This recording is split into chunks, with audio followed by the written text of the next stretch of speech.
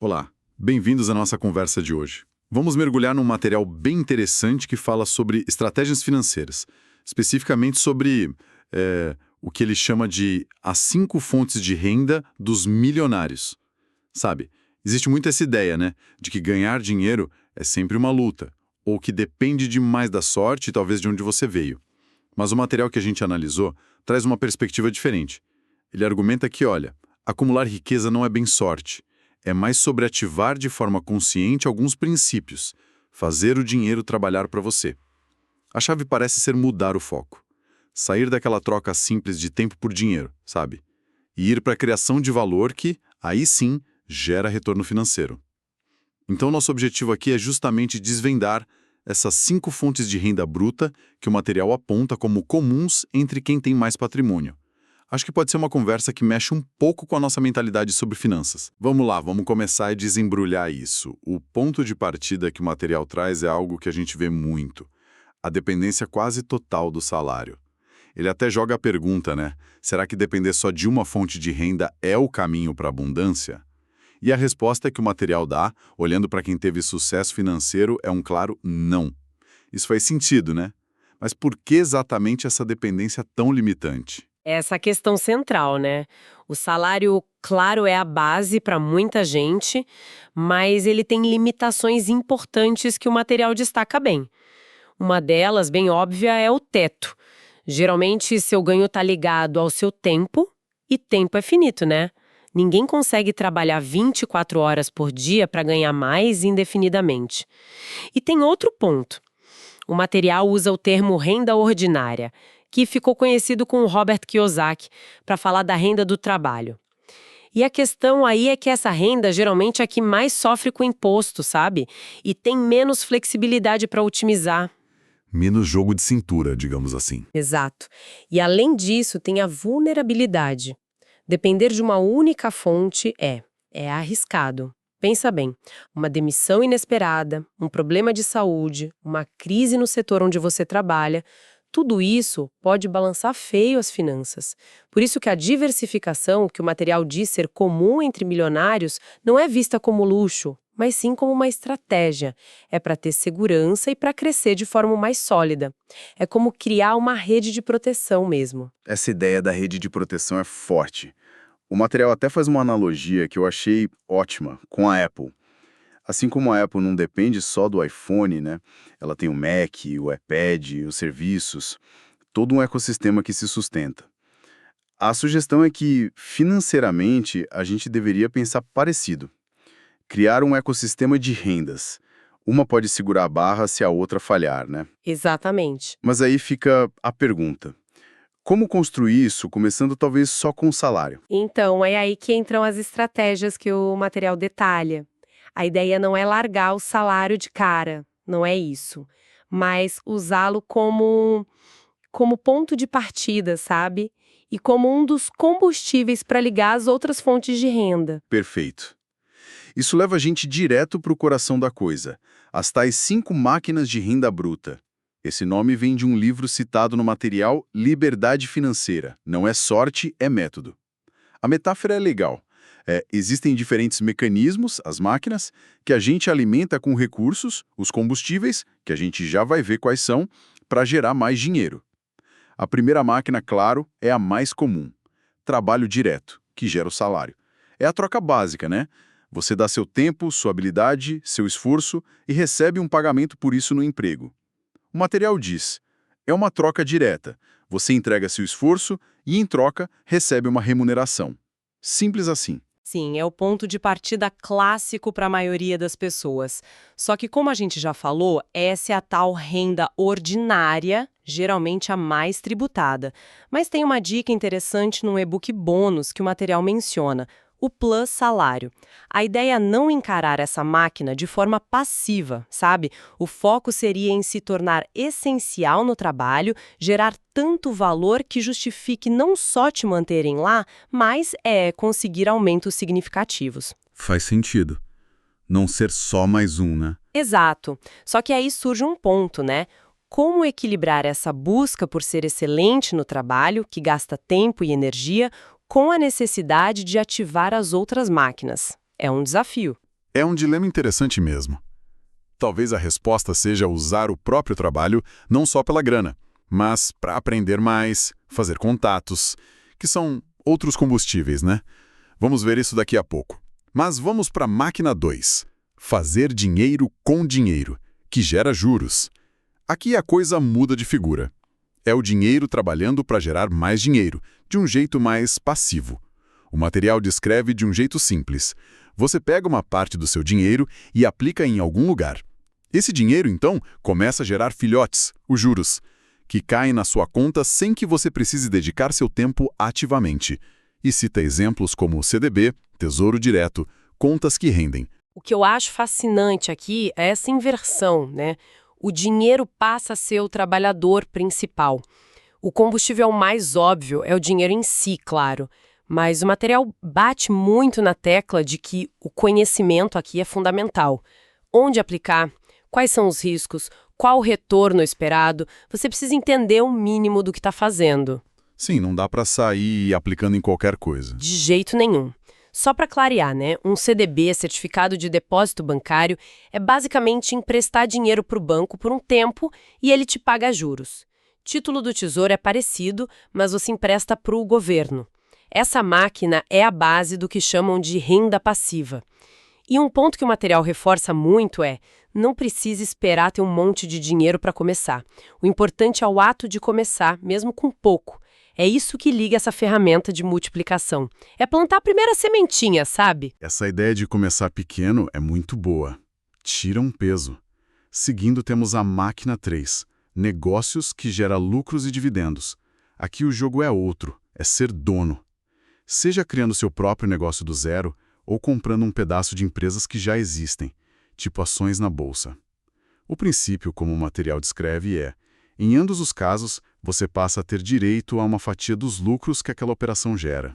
Olha, aqui o potencial é muito diferente do salário. O salário tem aquele teto que a gente falou, ligado ao tempo, à função. Já um negócio que dá certo, teoricamente pode escalar, crescer quase sem limite. É onde todos aqueles combustíveis, conhecimento, dinheiro, tempo investido, a rede de contatos podem ser combinados para ter um impacto enorme. O material até cita um mapa da riqueza, que seria um recurso para ajudar a ter ideias de negócio. O foco aqui muda totalmente. Não é vender seu tempo, é participar da criação de valor numa escala maior. O retorno pode ser bem maior, então. E exponencialmente maior. Mas claro, né? Os riscos e o esforço para começar também costumam ser bem maiores. Não tem almoço grátis. Entendido. A quarta máquina é um clássico, né? Máquina 4, propriedades que gera aluguel.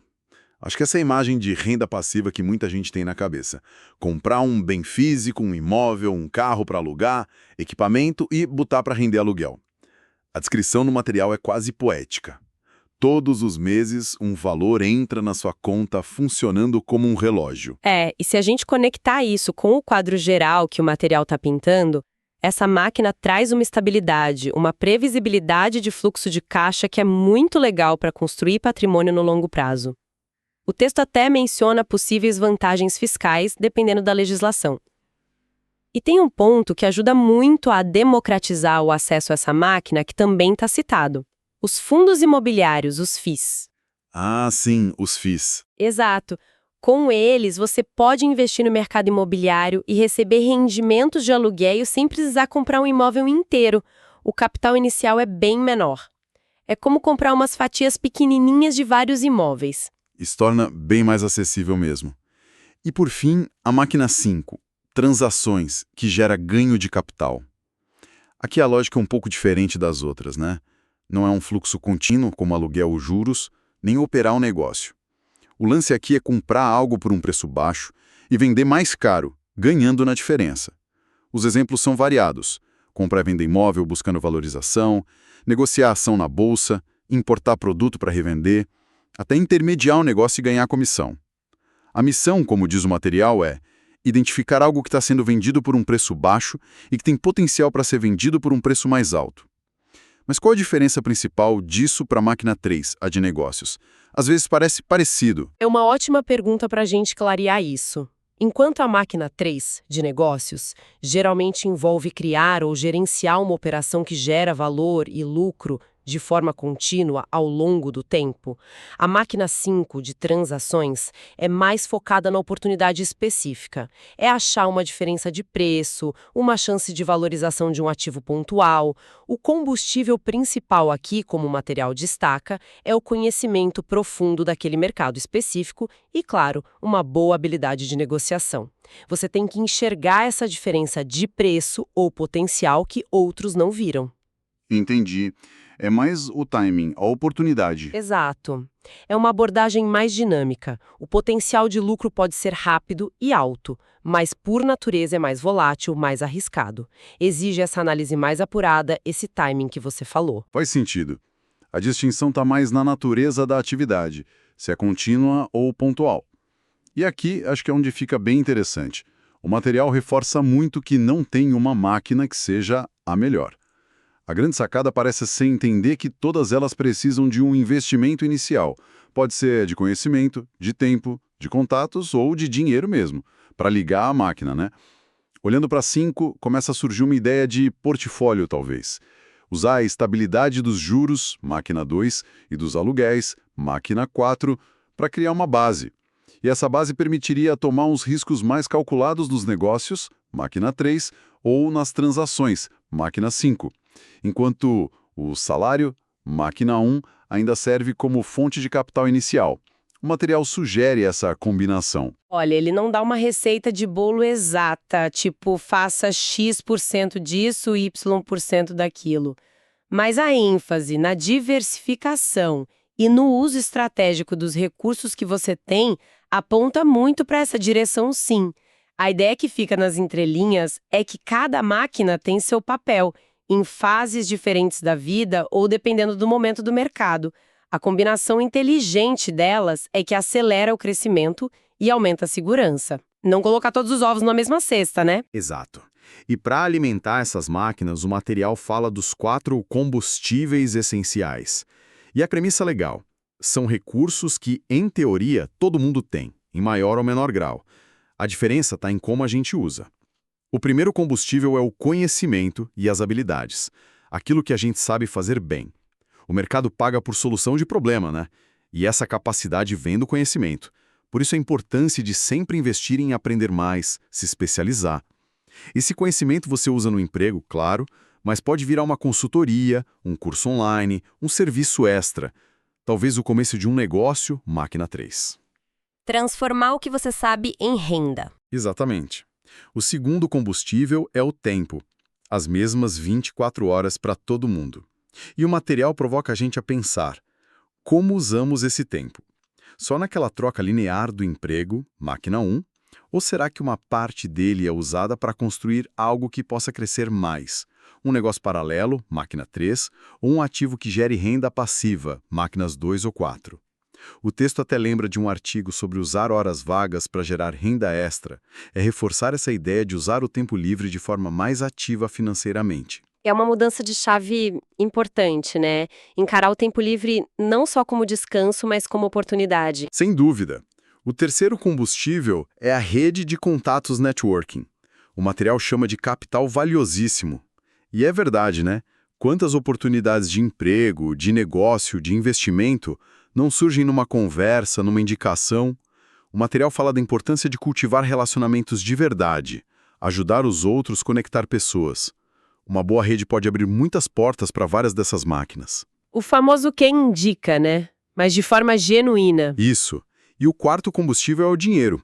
Mesmo que seja pouco, o material argumenta que ele pode trabalhar para você. Pode ser reinvestido para ganhar mais conhecimento, cursos, livros, ou em ferramentas que te ajudem a produzir mais. Ou pode ser o capital inicial para um pequeno investimento, máquina 2, um micronegócio, máquina 3, ou para aproveitar uma transação, máquina 5. É aquela ideia de plantar a primeira semente. Esses combustíveis, conhecimento, tempo, contatos, dinheiro, de forma inteligente para alimentar as diferentes máquinas de renda, aí você ativa o que eles chamam de ciclo de crescimento patrimonial. Funciona assim: a renda bruta que essas máquinas geram, se for bem administrada e virar renda líquida depois de pagar essas contas e impostos, permite aumentar seu patrimônio. E um patrimônio maior, claro, gera ainda mais renda, seja por juros maiores, mais aluguéis ou mais capacidade de investir em negócios. É o efeito bola de neve, sabe? Ganhando força. Entendi. Um alimenta o outro. Exatamente. Combinar seu conhecimento com um pouco de dinheiro pode ligar a máquina 2. Usar sua rede de contatos pode te mostrar uma oportunidade para a máquina 5. O tempo que você dedica pode criar a máquina 3. Essa combinação que acelera tudo. Então, pensando na prática, qual o impacto real disso tudo? De sair da dependência de uma fonte só e ativar esse ciclo. O material argumenta que a mudança vai além de ter mais dinheiro na conta, né? O texto lista alguns benefícios que essa abordagem pode trazer. Primeiro, fala de uma redução grande do estresse financeiro. Trocar aquela ansiedade por mais controle, mais planejamento. Menos preocupação no fim do mês. Exato. Segundo, a aceleração para conseguir objetivos importantes. Comprar a casa, fazer aquela viagem, pensar numa aposentadoria mais tranquila. O que parecia muito longe, fica mais perto. Terceiro, e esse eu acho bem profundo, o aumento do poder de escolha. Ter várias fontes de renda pode te dar liberdade para passar mais tempo com a família, se dedicar a um hobby, ajudar uma causa, ou até escolher trabalhos que tenham mais a ver com seus valores, sem aquela pressão de precisar só do dinheiro. Isso é liberdade, né? Totalmente. E quarto, construir uma base para o crescimento contínuo. Depois que esse sistema de múltiplas rendas está funcionando, ele tende a se alimentar e crescer, cria uma segurança para o futuro. Parece que é sobre construir riqueza, sim, mas também liberdade. Exatamente. É a transição fundamental que o material descreve. Sair da posição de ficar correndo atrás do dinheiro para colocar o dinheiro e os outros recursos para trabalharem para você. É uma mudança de mentalidade mesmo. Buscar mais autonomia, mais segurança, diversificando e usando bem esses combustíveis que, de um jeito ou de outro, todo mundo tem. Volta àquela ideia inicial. Não depender só da sorte, mas aplicar um método, uma estratégia. Bom, recapitulando então nossa análise de hoje, a gente explorou as ideias do material As 5 Fontes de Renda dos Milionários. A defesa principal é sair da dependência de um salário só. A estratégia que ele propõe é ativar várias fontes de renda, as máquinas, usando de forma inteligente os recursos, os combustíveis, que a gente já tem: conhecimento, tempo, contatos e o dinheiro que a gente consegue guardar. E para fechar com uma reflexão, pensando só no que o material apresentou, né? Ele enfatiza muito essa necessidade de investir primeiro. Investir tempo, conhecimento, dinheiro, esforço nos contatos, para depois escolher os resultados financeiros. Isso me faz pensar numa provocação final. Considerando os combustíveis que cada um de nós percebe que tem agora, qual seria o primeiríssimo passo concreto, sabe? Mesmo que pequeno, de baixo risco, para começar a ligar conscientemente uma dessas outras máquinas de renda, além do trabalho direto. Não precisa ser uma revolução da noite para o dia, mas talvez seja plantar aquela primeira semente que o material fala. Usar o que a gente já tem para começar esse ciclo. O que você acha? É uma excelente provocação para a gente pensar em como aplicar essas ideias na nossa própria realidade, né? Com isso, a gente conclui essa nossa exploração do material sobre as fontes de renda.